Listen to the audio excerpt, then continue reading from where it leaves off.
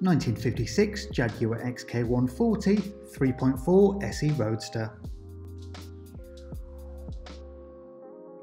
The XK140 stayed true to the elegant flowing lines of the 120. Built on the 23rd of February 1956 and exported to the USA. Bought by our vendor from a UK classic car specialist as a complete example. Comprehensive ground-up restoration to a superb standard, only finished last year. Confirmed by inspection to be matching numbers, fitted with a C-type head.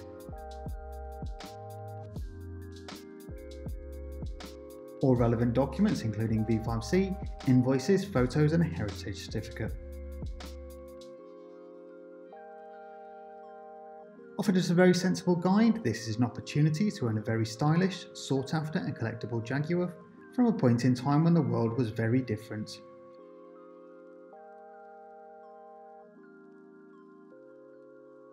All that is left to do is to brim the tank, fill the picnic basket and set off on a beautiful sunny afternoon.